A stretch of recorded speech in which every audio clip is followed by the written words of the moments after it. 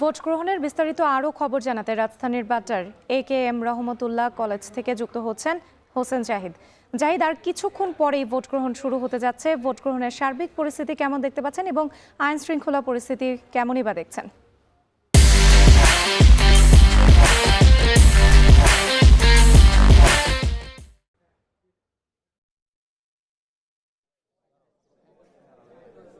রাত্রি আর 120 সেকেন্ড পরেই মূলত ভোট গ্রহণ প্রক্রিয়া শুরু হবে এবং যেটি বলছিলেন যে আসলে ভোটের রায় বা ভোটারের রায়, সেই রায় দেয়া যে শুরু, সেই কার্যক্রমও আসলে এর মাধ্যমে কিন্তু শুরু হবে।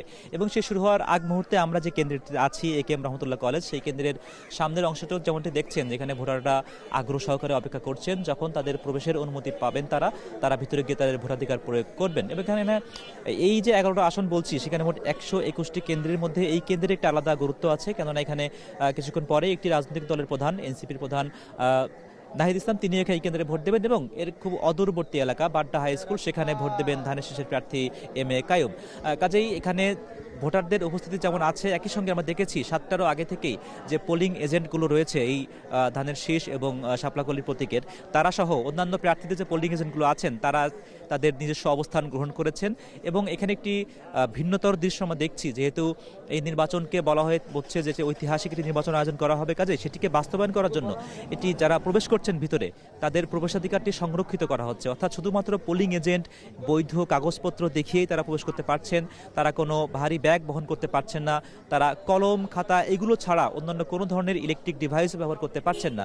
কাজেই সেই বিষয়টিও এখানে যারা দায়িত্বরত কর্মকর্তারা আছেন, তারা সেটি নজরদারিতে রাখছেন। এবং এর পাশাপাশি যেহেতু পোলিং এজেন্টদের মোবাইল ফোন ব্যবহারের বিধিনিষেধের বিষয়টি এখানে দেখা হচ্ছে, ভোটারদের ক্ষেত্রে যদিও সেটি শিথিল করা হবে, সেটি ইতিমধ্যে এখানকার কেন্দ্রে যারা দায়িত্বে আছেন তারা সেটি জানাচ্ছিলেন। এখানকার আইন শৃঙ্খলা পরিস্থিতির বিষয়টিও খুব বেশি উল্লেখ করা প্রয়োজন হয়ে পড়েছে। এখানে কিছুক্ষণ পরপরই দেখছি র্যাবের টহল গাড়ি আমাদের নজরে পড়েছে, পুলিশের পক্ষ থেকে নজরদারি দেখতে পেয়েছি। কাজেই শান্তিপূর্ণ নির্বাচন আয়োজনের যে সকল পদক্ষেপগুলো নেওয়া প্রয়োজন আইন শৃঙ্খলা রক্ষাকারী বাহিনীর পক্ষ থেকে, সেগুলো বেশ দৃশ্যমান রয়েছে। আমরা নিশ্চয়ই অন্যান্য কেন্দ্রেও ঘুরবো, তখন সেখান থেকে জানাবো। আপাতত এই ছিল আমার কাছে সর্বশেষ। বাড্ডা থেকে যুক্ত ছিলেন হোসেন জাহিদ।